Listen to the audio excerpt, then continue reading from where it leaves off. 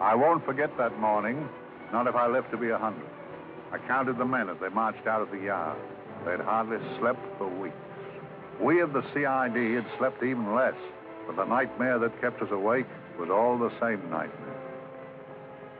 That's why we weren't surprised when the commissioner asked us up to the conference room for a bit of a talk. He'd talked to us plenty, we knew that. It didn't help any to know what was ahead of us.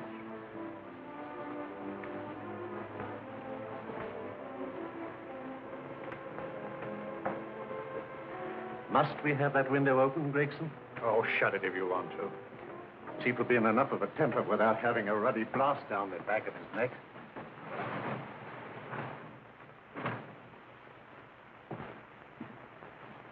Gentlemen, the commissioner. Stuffy in here. Be seated, won't you?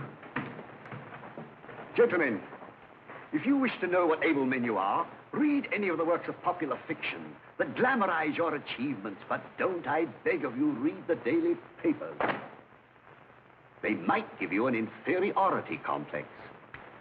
I hate to mention it, but we're confronted with a series of the most atrocious murders since Jack the Ripper.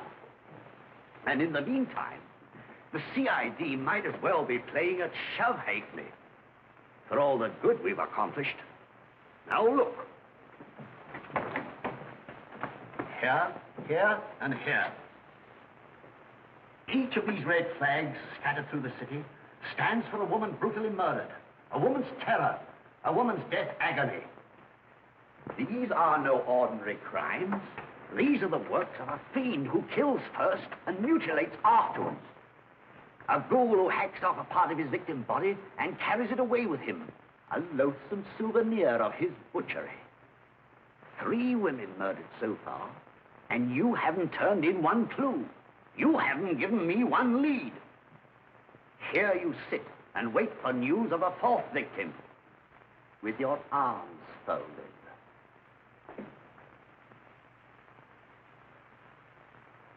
Well, we hadn't long to wait. It was down Lambeth Way where a young woman was hurrying home late last night. She saw something and stopped. It was a constable. He spoke to her, and he walked along with her, just in case. He saw her go down the stairway to the basement lodging where she lived. We can only surmise what happened after that.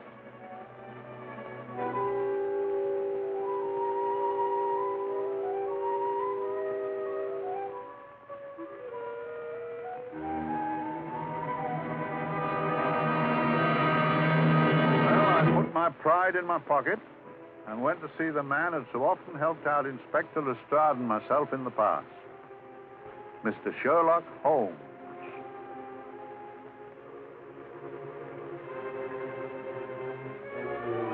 If ever a man needed help, I did.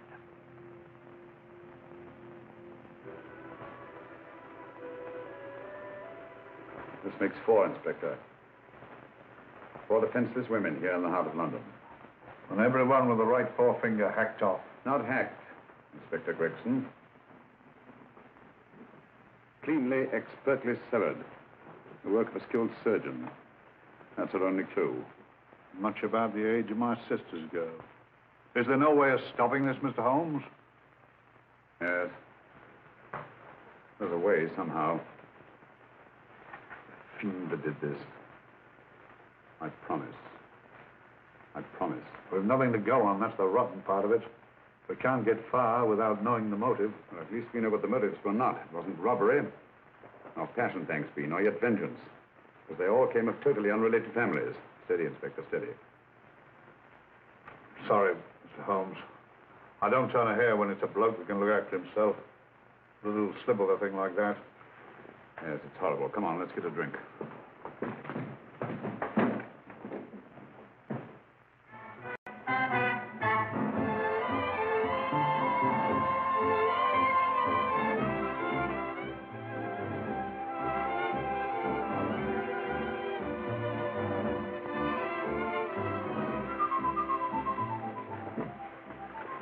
Good evening, Mr. Holmes. Good evening, Vincent. Whiskey and soda, please, and a double for my friend here, Inspector Gregson. Thank you, sir. Make mine Irish. Decent of you to give me a hand with this thing, Mr. Holmes. Always a pleasure to be of help to Scotland Yard, Inspector. Little out of my line. Looking for a maniac who murders just for the fun of it. Or perhaps just to get a human finger. In all 4 cases, the murderer risked capture by stopping to secure a finger. Well, what for? Who knows? He's just a madman. Perhaps there's method in his madness. If we could just trace those missing fingers. If we could just drain the English Channel, we might find a penny. Huh? Oh, thank you. You may keep those, Mr. Holmes. Thank you.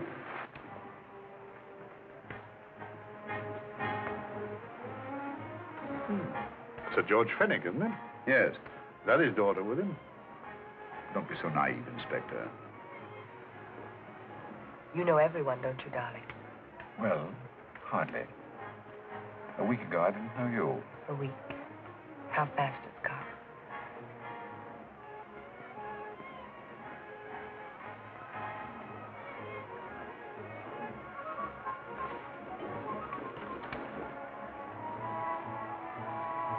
I collect these things. How very quaint of you. Shall we go? Yes.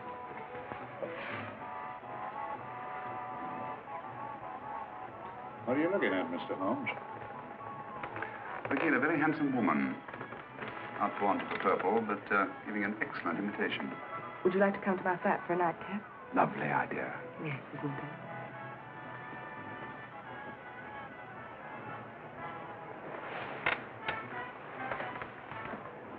I wonder where she's taking Sir George Fenwick. Don't be so naive, Mr. Holmes.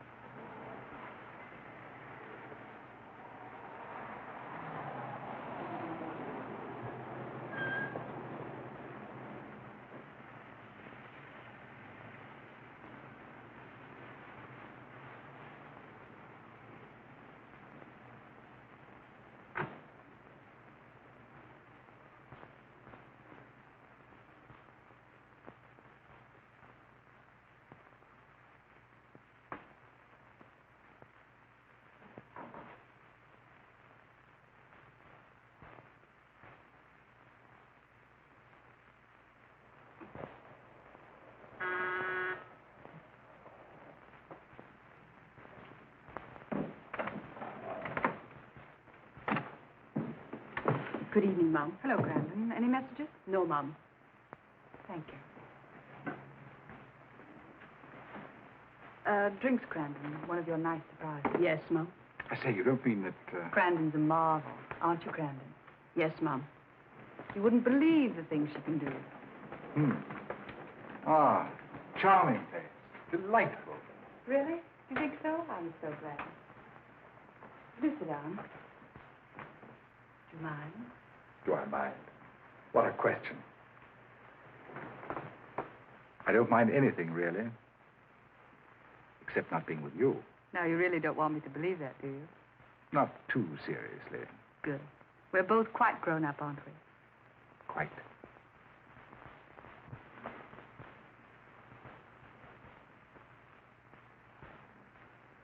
You're a treasure, Grandin.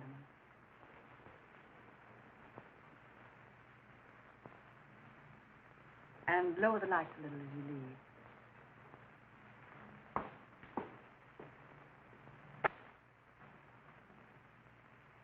I prefer a more flattering light. In any light, you'd be... Would I? And don't you know it?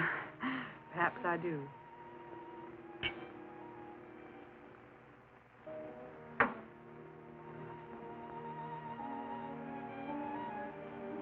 Oh, that priceless woman. You wouldn't believe it, but she's absurdly romantic. She loves dreamy music, and she thinks that we... But we do, don't we? Do we? Well, it's rather soothing, restful. Yes. And we all need rest at times. like tired children who played too long. You've played with wooden soldiers, I suppose. Funny. Hadn't thought of that for years. Toy boats were my special joy. Anything I could set afloat anywhere. Like this. And this. Toy boats sailing into the Never Never Land. The land of beautiful dreams. Look. Look, odd, isn't it, how the light is reflected? Little specks of light that move in the moon. Like stars on a slowly moving stream. You know, Holmes, I'm very sensitive to atmosphere. No? Yes, I can tell by the feel of this room there's been a murder committed here. It may interest you to know, my dear fellow, it was the other side of that door at the foot of the stairs that the poor girl was murdered. If only I could find it. Find what? The one thing these unfortunate victims have in common that might give us a motive for these murders. There must be something. Another Jack the Ripper, if you ask me, a homicidal maniac. No, Watson. In the case of Jack the Ripper, there was one thing in common. His victims were all from one walk of life, living in the same section of the city. In this case, the murderer chooses his victims from all walks of life and from different sections of the city. No, my dear fellow, this is not the work of a homicidal maniac. It's something infinitely more sinister. You mean the creeps? What on earth are you talking about? Watson, I'm convinced that these murders are only incidental to some larger and more diabolical scheme. That may be, but why the severed fingers? The answer to that question, my dear fellow, is our only hope of solving these mysteries. Dear sister, I am so happy. I had such a lovely holiday at Brighton with you and Alf. And I'm looking forward to being with you again. Poor little thing. Sort of raises a lump in your throat. I can picture her sitting here happily writing this letter. And a not bit realizing that she's shortly going to her death. Hello? Gregson. Oh, there you are, Mr. Holmes. I've been looking for you everywhere. What's happened? Murder in Edgware Road, not half an hour ago. Woman? Yes. And the right forefinger cut off clean.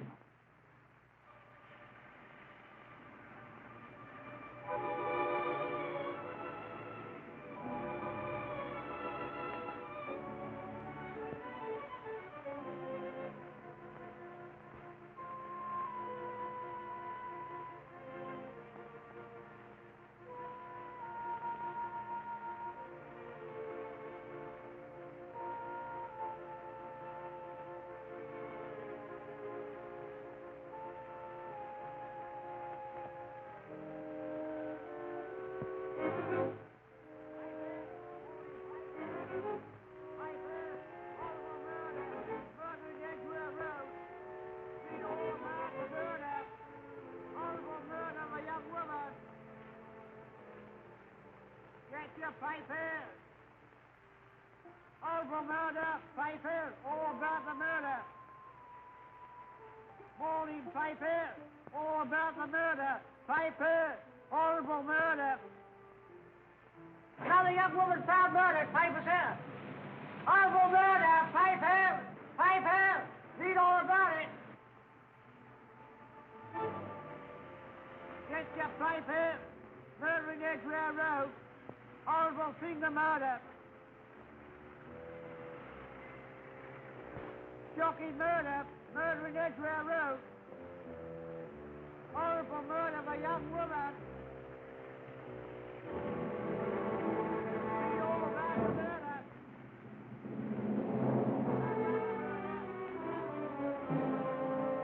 Only fancy, Mum. There's been another of those horrible murders. Dear, dear, how shocking. Yes, Mum. I really don't feel quite safe here myself. Oh, dear.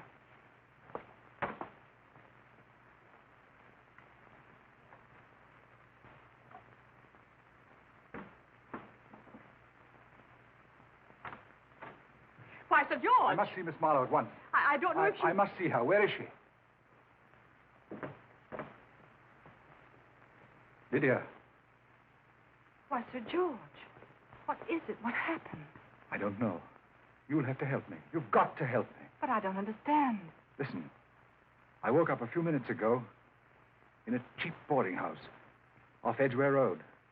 I don't know how I came there. I don't know when. The last thing I remember is being here with you. Calm yourself, Sir George. When did I leave here? Well, it was about It was 10:45, Mum. Precisely. You seemed, forgive me, just a little distressed. Detached, not interested. I thought I'd said something to offend you. I don't remember.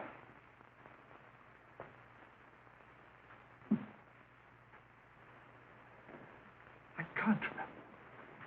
Tell me, has this happened to you before? Before? Well, there is such a thing as amnesia, you know. If it was 10:45 when I left you, it was 9 this morning when I woke. Over 10 hours lost. 10 hours that I can't account for. And in my pocket when I woke, I found... Yeah, in my pocket.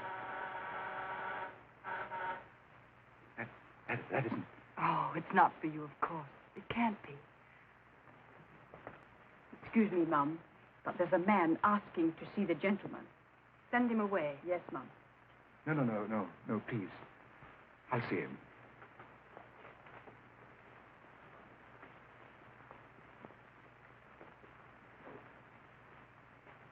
Well? Delightful room. Not much like the place you woke up in this morning. You followed me here? Yes. Are you a detective? Oh, no. Quite the contrary. Don't be afraid, Sir George. You know my name? Oh, yes. A very old and highly honored name.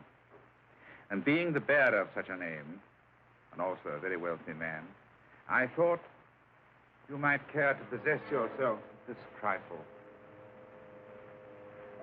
Rather than let it fall into the hands of the police. It is yours, if I'm not mistaken. The initials, GF. Where did you get this? It came out of your pocket. I saw it fall, but you never noticed. You were very busy, bending over something with a knife. Then you put something in your pocket.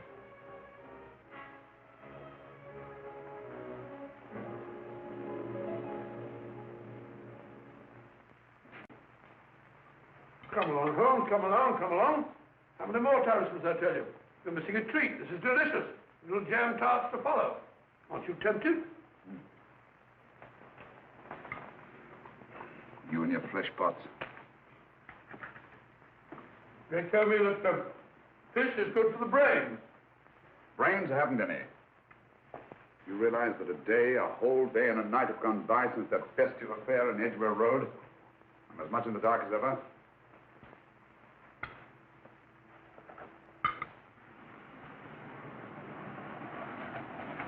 Hello, here comes a client, unless I'm very much mistaken.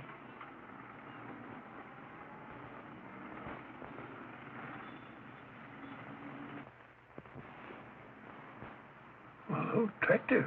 Very attractive.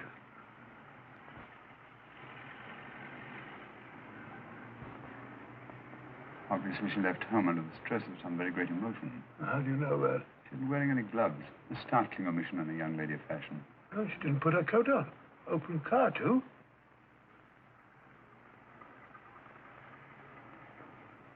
Furthermore, there's something in that bag she wants to show me. What makes you say that? The bag doesn't match her dress, indicating it was picked for size rather than style, to accommodate some bulky object. You amaze me, Holmes. What I meant to marry for.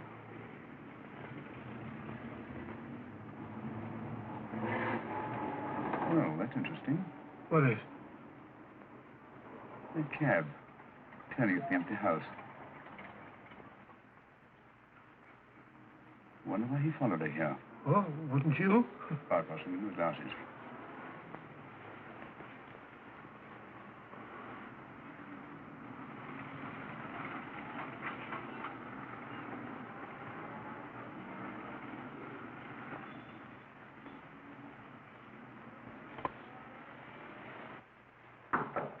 Oh, we shall soon know. Yes, Mrs. Hudson? It's a young lady, sir. Most urgent. Ask her to come in. Go right in, miss. Mr. Holmes? Yes, this is my friend, Dr. Watson. How do you do? How do you do? Mr. Holmes, you must excuse me, please. Yes, well, won't you sit down? Come along. May I? It's quite all right.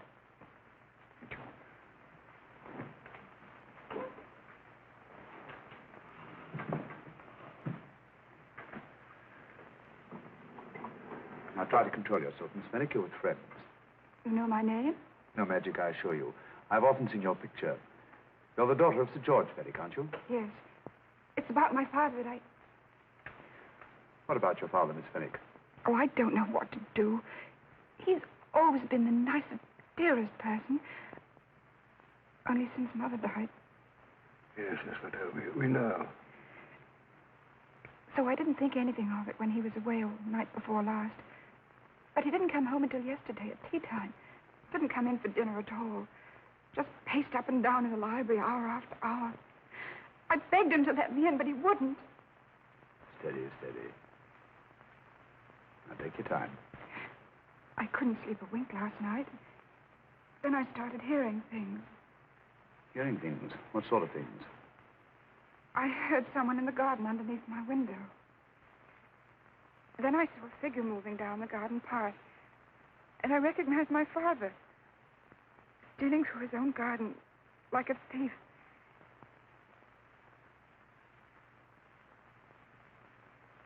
He had a spade in his hand.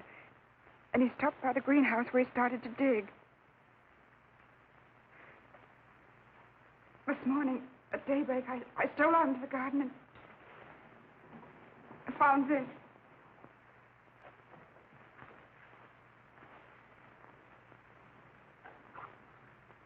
A finger. A human finger. Bring up Scotland Yard, will you, Watson? Ask them to get hold of Inspector Gregson and tell him to meet us at once at George Fenwick's house, Kingston. Operator, get me Scotland Yard quick. Where's my father, Norris? He's still in the library, miss. Thank you. We'll see him right away. Will you come with me, please? Thank you. I got your message, Mr. Holmes. Yes, indeed.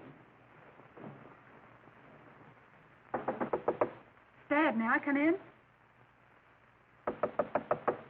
Dad. Honey? He doesn't answer. You mind? Please do. Thank you. Watson, quick. Oh, Come along, no, my dear. no, no. Take charge, Miss Fenwick, please. Now, miss, please. Please come along with me.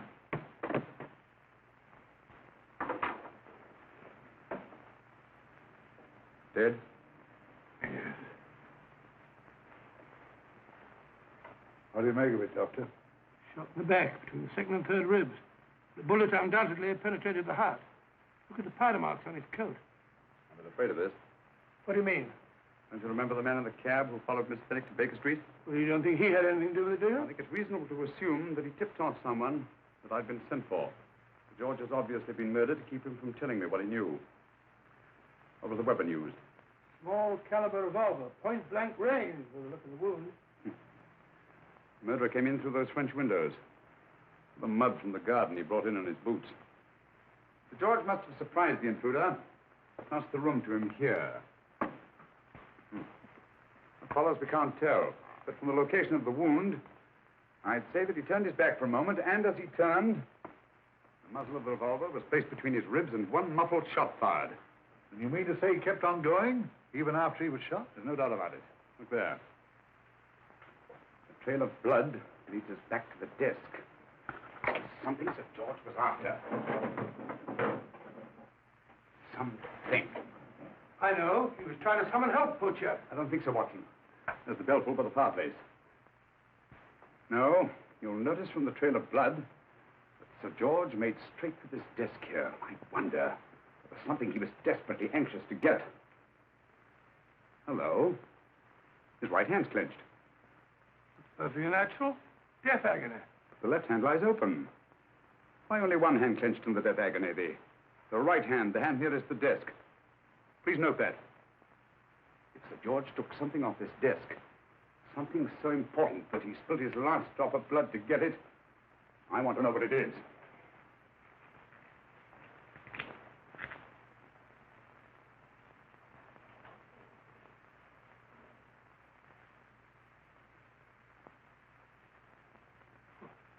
Nothing but an ordinary match folder.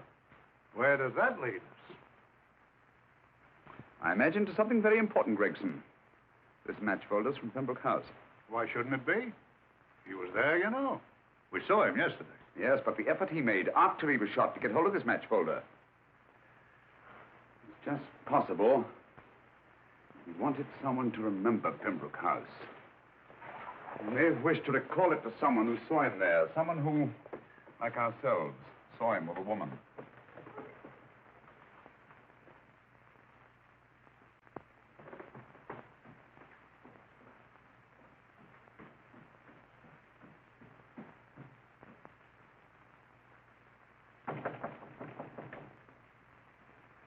Come in. Oh, Dr. Watson, this came by hand for Mr. Holmes not 10 minutes ago. Thank you, Mrs. Elson. That would be the report from Sir George's bank. What from Sir George? Oh, really? Don't you remember his daughter told us that he just closed his account? Had it looked into at once.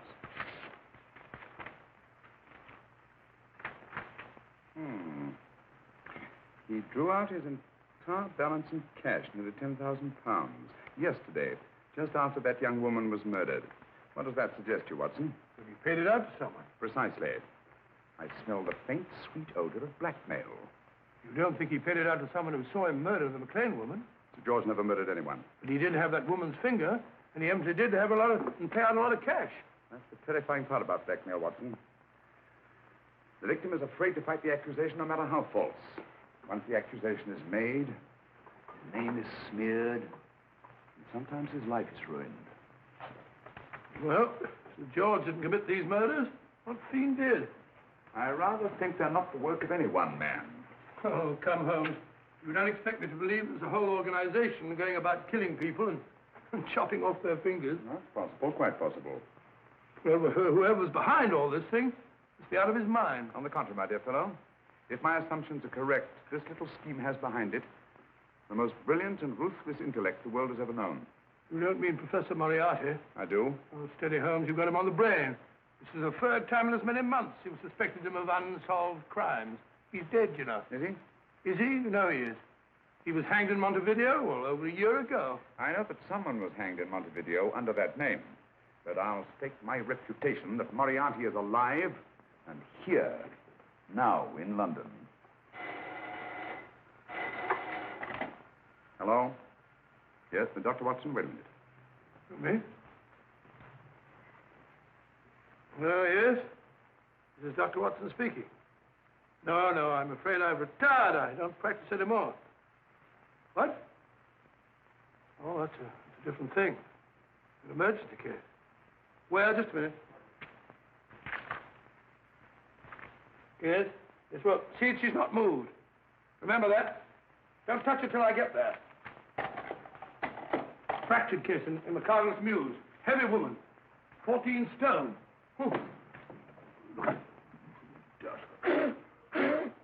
14 stone. Just the sort of person who would hoist herself up on a stool to feed the canary.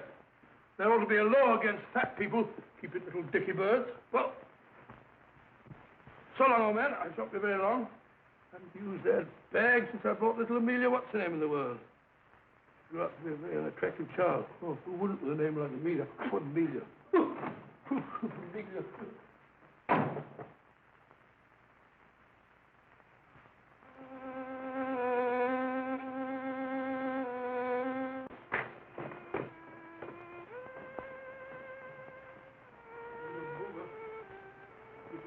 Stupid about it.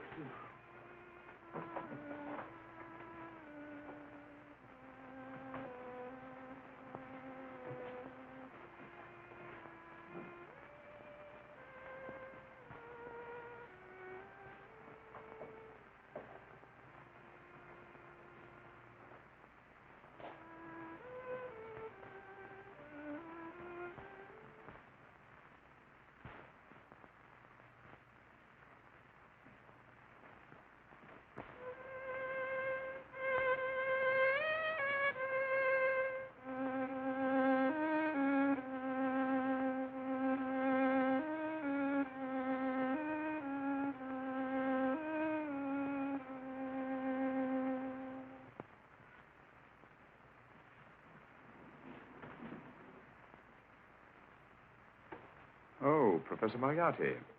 Not that I wish to appear inquisitive, but to what am I indebted for the pleasure of this visit? Scotland Yard will be interested. It's very convenient for me to have Scotland Yard think that I'm still dead in Montevideo. I never dreamed of fooling you. Thank you. The thought occurs to me, Mr. Holmes, that there are some advantages in living within the law. You're very comfortably fixed here, aren't you?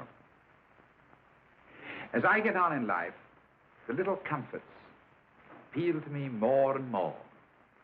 Oh, I beg your pardon. Won't you sit down? Thank you.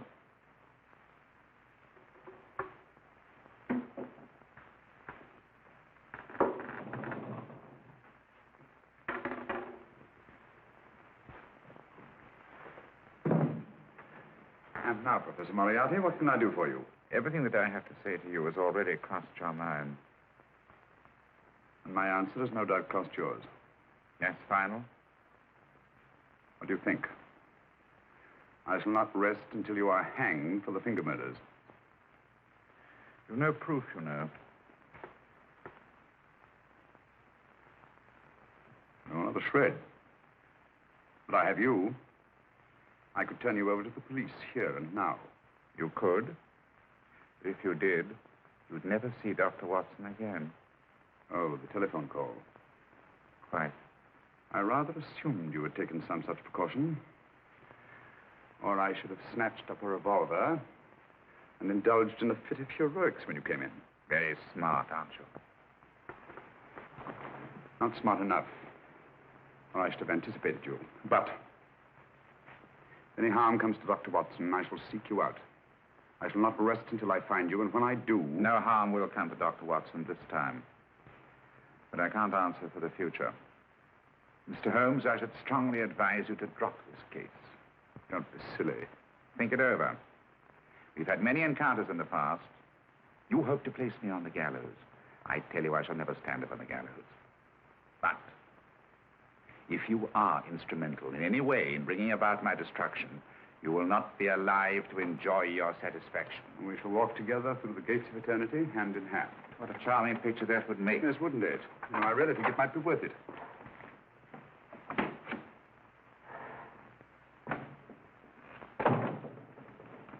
Shoelaces, Governor? Tuppence a pair. And strong enough to hang yourself. How many more times since I tell you I don't want your filthy shoelaces or your company? Shoelaces, Governor? Last impertinence. Run along, my good man, or I'll give you in charge. Shoelaces, Governor? Shoelaces, Governor? Help a poor bloke. What's only got one arm? Any luck with Mr. Holmes? You can read his obituary in tomorrow's papers.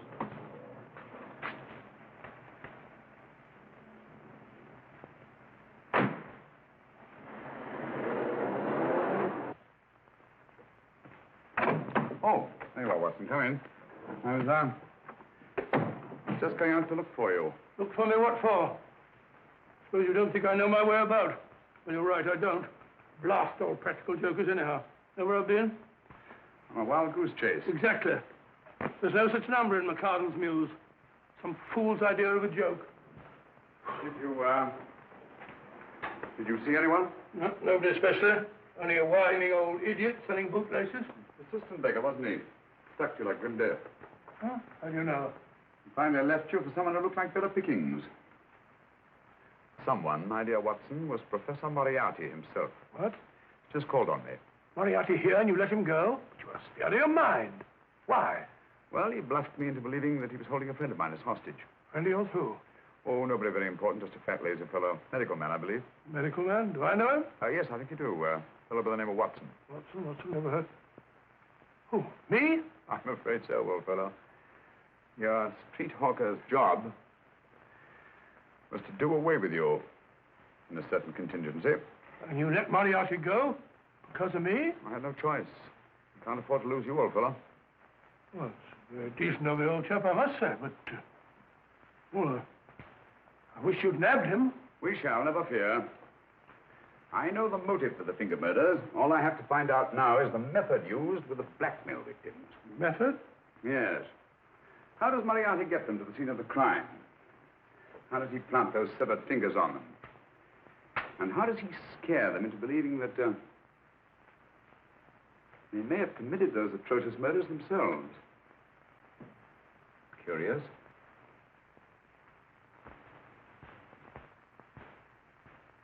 Very curious. Huh?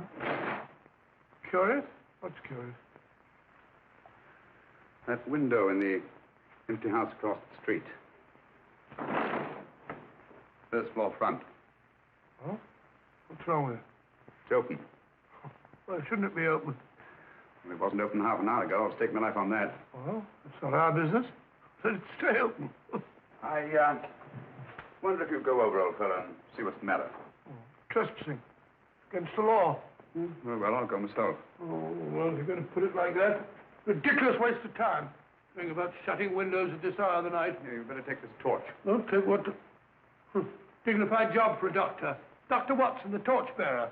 And what do you propose to do? Sit in a comfortable chair, I suppose, and read a good book? That's a very good idea. Yes, very good idea. While I play night watchman, you have a nice read. Mm-hmm. Good night. Have a good time. Good time. What do you mean, have a good time?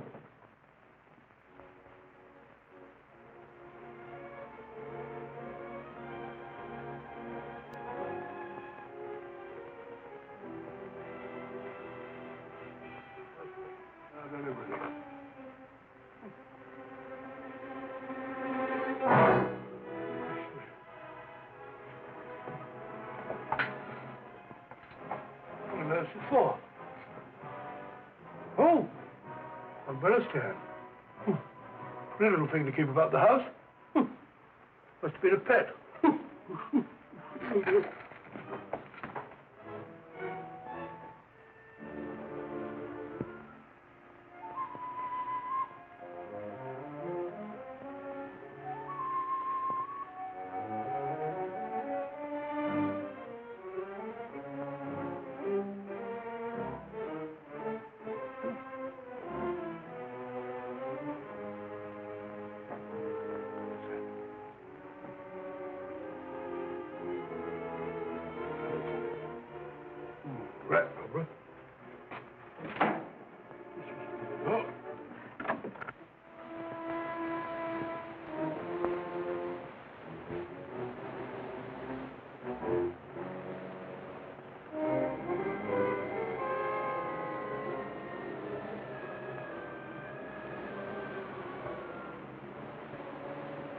Well, he sits comfortably reading a book.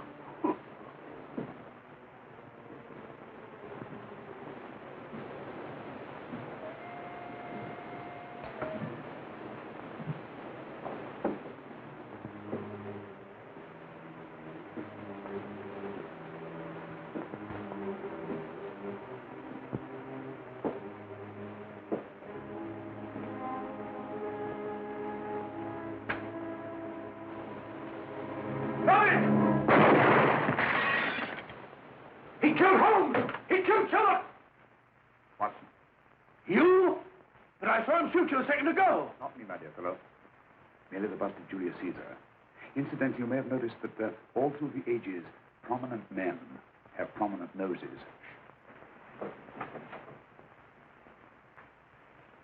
Oh, I'm afraid we're in for terrible trouble again with Mrs. Hudson. Windows smashed, plaster all over the floor. Get up, you.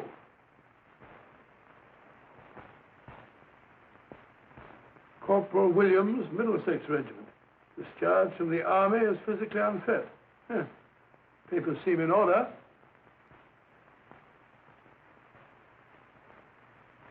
Now, Corporal Williams, you've seen service in the Far East, haven't you?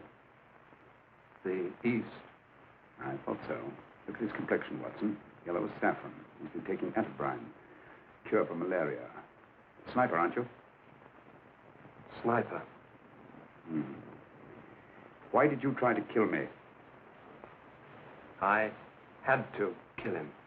I had to. Oh, snap out of it. Stop it, Watson. He's shamming. No, he isn't. Who told you to kill me? She told me. She told you? She told me I couldn't miss. Well, luckily you did miss, you murderer. She isn't a murderer, Watson. Listen, Corporal Williams. She told you you had to do it, didn't she? I had to do it. I've got it, Watson, I've got it. Got what? The method used in the finger murders. Well, what is it? Hypnotism, my dear fellow. Hypnotism. And it wasn't against his nature. That's the devilish part of it. They picked a man for their purpose whose job was sniping. Who are they? Professor Moriarty and his finger murderers. Williams spoke of a woman. I think you'll find that she asked him home tonight for a drink. Nice quiet rooms, soft lights, music. You've got it all pat, Mr. Holmes. What's the lady look like? Up 30, nice figure, blonde, lustrous eyes. Oh, really? Got a phone number? Williams will give us her address. Look after him, Gregson. Don't let anyone come near him. He's our key witness in the finger murders. Well, I hope you're guessing right, Mr. Holmes. Get up, Williams. Now, go with Inspector Gregson anywhere he tells you. Come on. Yeah. Ring me as soon as he comes to himself, will you? I will. Good night, gentlemen. Good night. Well, if you believe that fellow Williams was hypnotized, I suppose you think Sir George Fenwick was hypnotized, too. Yeah, I'm quite sure of it. Have a cup of tea? Thanks, old boy. Nothing to eat. Well, why didn't these people make Sir George do the murder himself? Because they didn't want to get him hanged. They wanted to blackmail him. Well, who do you think the actual murderer is? One of Moriarty's gang. A diabolically simple technique. Kill a woman. Yes. But why cut off the fingers? My dear fellow, don't you understand? The severed finger is what links the blackmail victim to the murder. He wakes, finds the grisly thing in his pocket.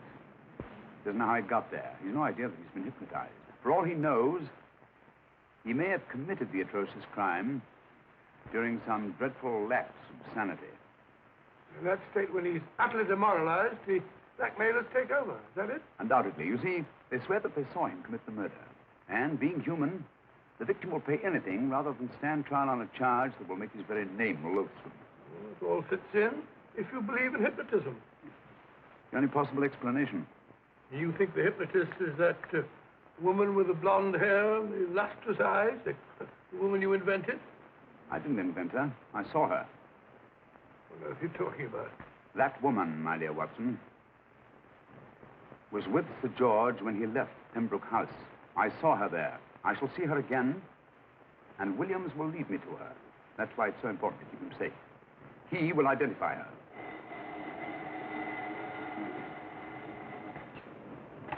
Well? Yes? Inspector Gregson? What?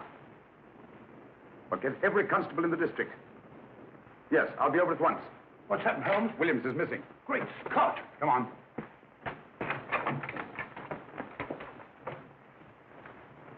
Lorry crashed into Gregson's car. During the confusion, Williams disappeared. Escaped, eh? No, kidnapped. To keep him from talking when he came to. You don't think that Moriarty... Moriarty? Anything is possible.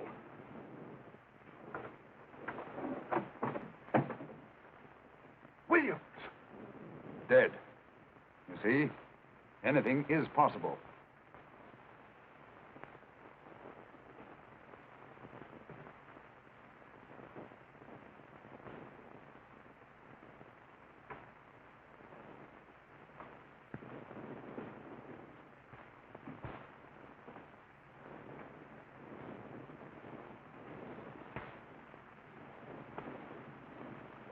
Oh, good morning, Professor Moriarty. You startled me. I'm dressing another darling, a dear little nurse.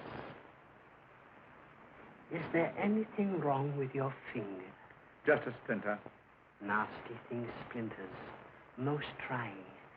One can't be too careful. But I'll get it out for you. I have the very instrument to help you. Sharp enough to split a hair. Put those tools away until they're needed. But they're not tools, sir. They're instruments. Put them away. Is Lydia in? Yes. But really, you should let me. Get dressed. Holmes and Watson just left Baker Street for the Mesmer Club. Mesmer Club, the meeting place of all the top hypnotists in London. Do you suppose that Mr. Holmes is onto our method? It is suspects. It's merely a suspicion. It's our business to see that it ends there. I hope you're right. Williams passed away before he could talk, remember? What do you want me to do? Go to the Mesmer Club, meet Holmes, and induce him to come back here. Isn't that a bit dangerous? Every meeting with Sherlock Holmes is potentially dangerous. However, you say he didn't see your face at Pembroke House. And how would you suggest I get Mr. Holmes to accompany me here? Kidnap him? Oh, no. Holmes has one weakness, his insatiable curiosity. If you can arouse that, you can lead him anywhere. It's up to you to take advantage of any opportunity that may arise. This way, please, gentlemen. I'll tell Dr. Onslow that you're here. Thank you. And this is the Mesmer Club. If you ask me, hypnotism is a lot of mumbo-jumbo. Oh, come now, Watson. As a medical man, you must admit that hypnotism has its place in modern science. That may be, but 90% of hypnotists are crooks of the worst kind. Nothing more than a lot of charlatans exploiting weak-willed morons. Ah, Dr. Onslow, I believe. Happy to meet you, Mr. Holmes. Your brother Mycroft suggested I might be of help to you. He's a valued member of our little group of charlatans and crooks. Beg your pardon, sir. I didn't know you were listening. Behind the curtain. My friend, Dr. Watson. Oh, delighted. I wonder now. You see, we're in the midst of a little experimental session at this very moment. If you'd care to join us. Certainly. That'd be very instructive. Oh, well, will you follow me? Thank you. In treating his patients. But today, the therapeutic value of hypnotism, as we now call it, is conceded by innumerable physicians. Especially is its value in surgical cases where the administration of local or of general anesthetic is inadvisable. Inadvisable poppycock. For the sake of latecomers, I may say that I have placed this subject under profound hypnosis. In this condition, he can feel no pain, even under applications which normally would be excruciating. Excruciating? You excuse me, please. Carter, you are having a peaceful sleep. You feel nothing. Your arms and your hands are without sensation. Mowbray, the long needle.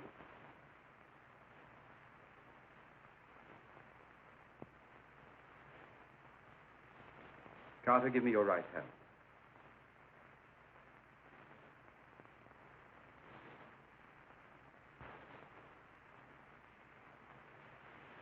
As you observe, the needle has been thrust completely through the subject's hand. No feeling, no pain. This lack of feeling is the one infallible test of profound hypnosis. Nonsense. Fellow's full of drugs. Well, isn't he? Definitely not, Doctor. Wake up, Carter, wake up. You feel well and rested, remember. No pain anywhere. Wake up, wake up. I say, when are you going to begin? All through, Carter. Stand up. This way, sir. And, are these all the people that come here? Oh, no. Others keep dropping in all the time. I suppose it's all right for those who believe in it, but of course, I'm a professional man myself. Then you don't believe in hypnotism, Dr. Watson? I don't deny that there are certain types of hysterical, feeble-minded people who go under if you point your finger at them. But anyone with an ounce of character... How right you are. You see right through our little artifices, don't you, Doctor? Right through, my dear sir. Right through. Right so. But with the feeble-minded, as you say... excuse us, Mr. Holmes. Certainly. Step over here, won't you? Certainly, sir. Anything to oblige. Let me show you how easily we charlatans take advantage of them. Now, sit down, Doctor. Now, we set a thing like this in motion. It's wonderful, the attraction on the feeble-minded, of course.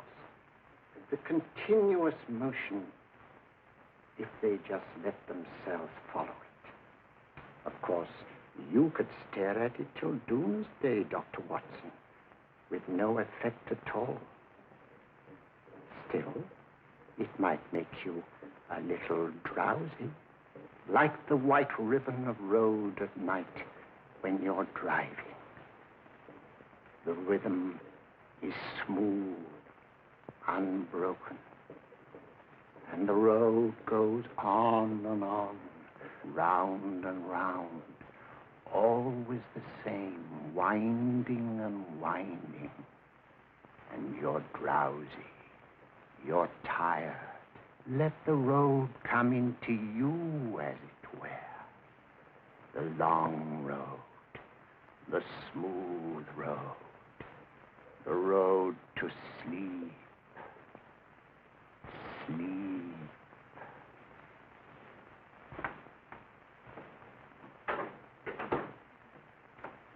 Open your eyes. Stand up. Turn around. And now, Dr. Watson, you're on a holiday in Scotland. The country is amazingly beautiful. We're coming to a stream. It isn't deep. Better take your shoes and socks off.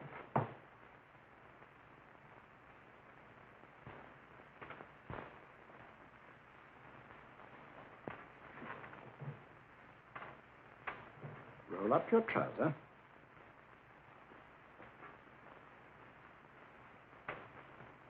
That will do. The other leg is waterproof. Turn around. Mind the pebbles.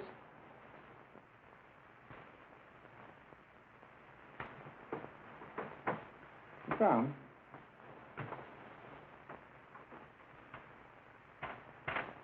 Wake up now.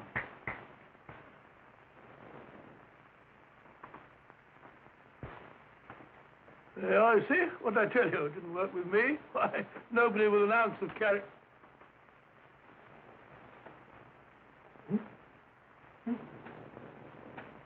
I think you'll need these.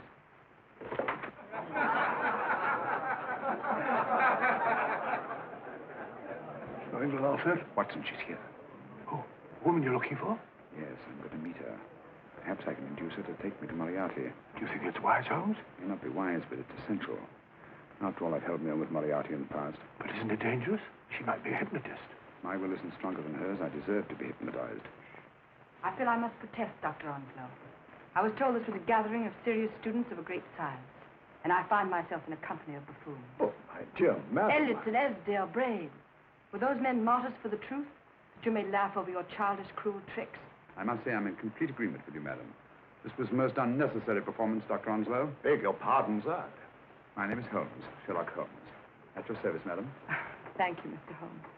I'm afraid I've created a rather embarrassing situation. But you see, I'm interested in the serious study of hypnotism. So am I, too. Perhaps we have something in common, Mr. Holmes. Perhaps we have. Would you join me for a cocktail at Pembroke House? I should be delighted. Good.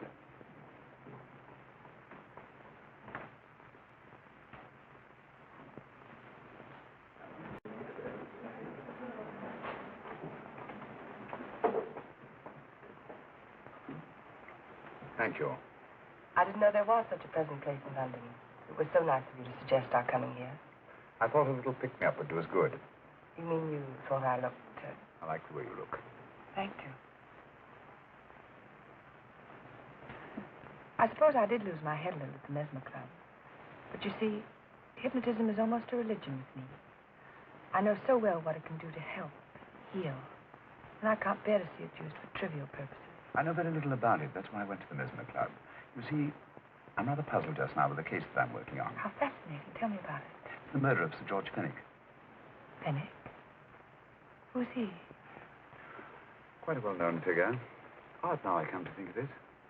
Last time I saw Sir George was here at Pembroke House. Strange. Yes, isn't it? He was sitting, I believe he was sitting at this very table. Cigarette?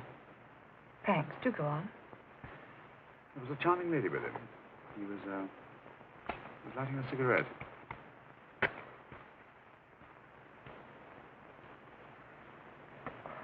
Charming. Did you see her face? No, Wes, not. Merely her back. How unenterprising of you. Yes, wasn't it? Afraid I'm getting a little older. I shouldn't say so. That's nice of you. Still, the first time in my life, I've got hold of a case that's beyond me. I'm actually losing sleep over it. You know, Mr. Holmes, I believe I could help you. Really? I should be very grateful. You're amused. Yeah. Really skeptical. How would you go about it? I've used hypnotism more than once in healing. Not for profit. I'm not a professional. But I do think I could help you. If you care to... I can't think of a pleasanter experience.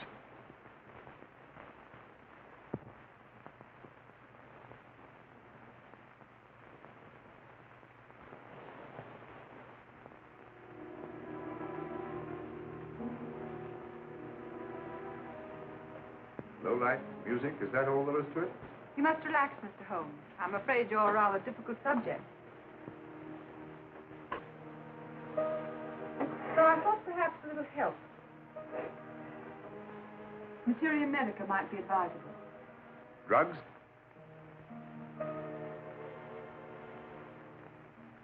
No, I'd rather not, if you don't mind. As a matter of fact, I'd rather not myself. But Schwenknoffen, he practiced in Munich, you know.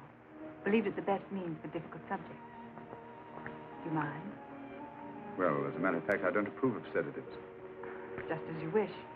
We don't have to go on with this at all, you know. Wait a minute.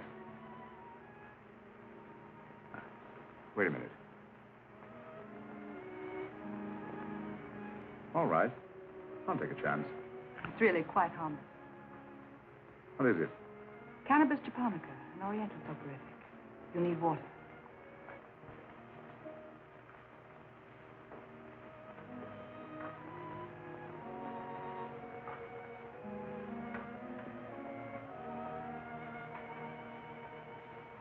Thank you. Now sit down, Mr.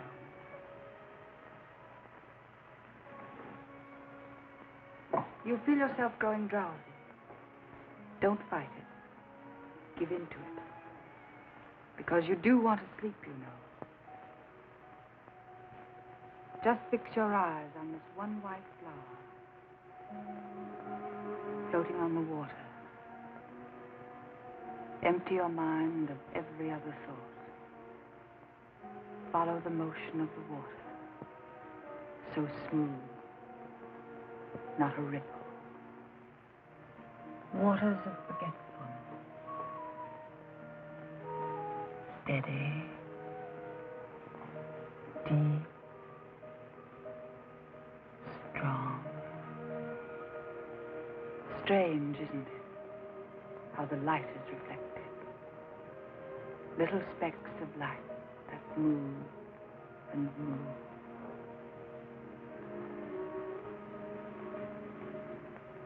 It's restful here. It's peace. It's friendly. And you're very close to finding what you're looking for. You'll find them soon now. The guilty ones. When you're rested, gentle waters closing over you. Steady, deep, strong, drawing you down, down, down.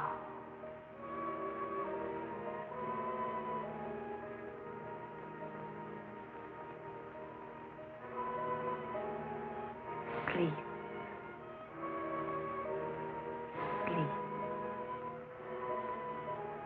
Sleep.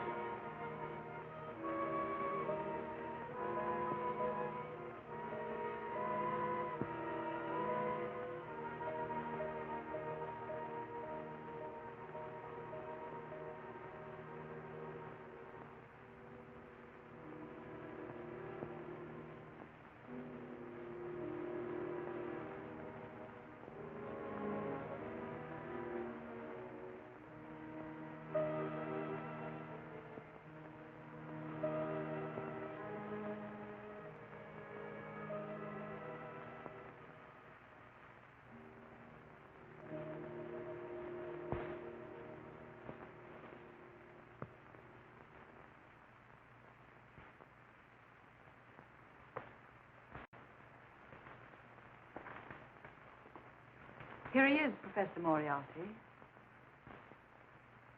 Stand up, Mr. Holmes.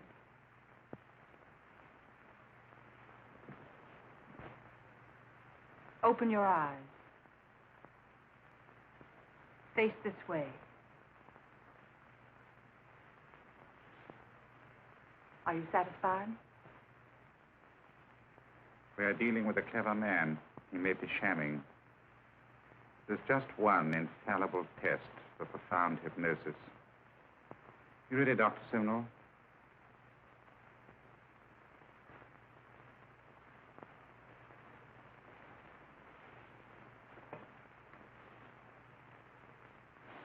That will do, Doctor. He couldn't fake insensibility to the knife. I congratulate you, Lydia. Turn round, Mr. Holmes. Now walk to the desk.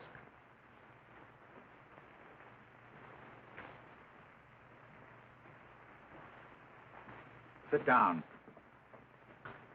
Take that pen and write what I tell you to write. I have at last found a case which I cannot solve.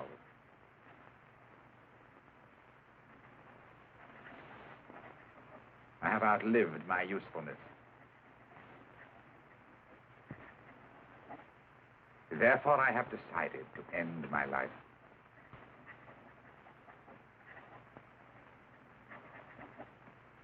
Sign your name. Now blot it.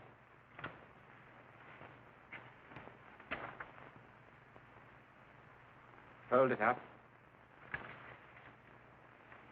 And put it in your pocket. Come, Mr. Sherlock Holmes. Go out onto the terrace. But it won't look like suicide, sir. I'm sorry, but Mr. Holmes' injuries must all be self-inflicted. Let's walk a little, Mr. Holmes. It's so pleasant here in the garden. Just step up here onto the terrace. It's a nice, broad terrace. Now turn to the left and walk slowly to the end of the terrace.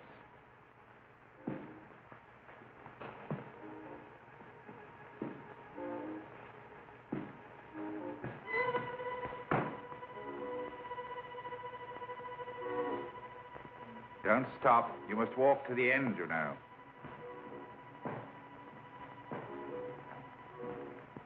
The end leads to an open doorway. You can pass through it in perfect safety. In the room beyond the doorway, you'll find what you've been looking for. Must you drag this on? This is the moment I've been anticipating for a long time, my dear. Go on, Mr. Holmes.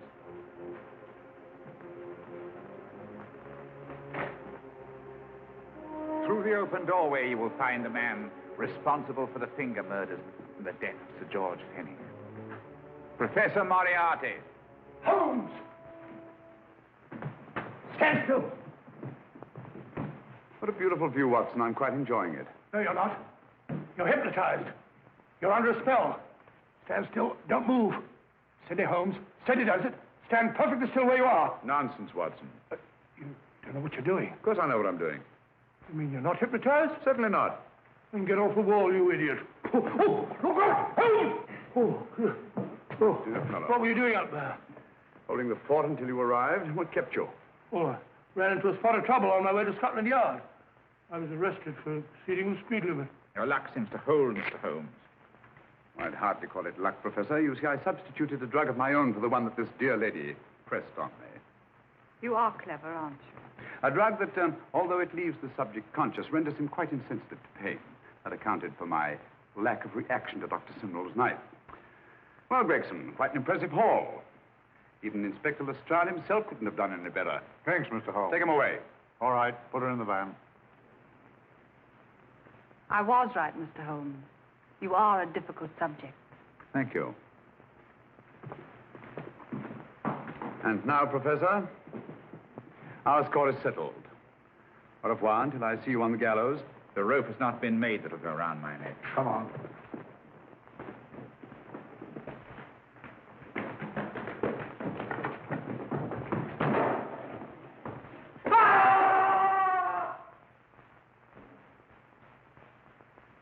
I'll take care of things, Mr. Holmes. Thank you, Inspector. Come on. An evil man, Holmes, but what a horrible death. Better than he deserved. What are you thinking of? I'm thinking of all the women who can come and go in safety in the streets of London tonight. The stars keep watch in the heavens. And in our own little way, we too, old friend, are privileged to watch over our city.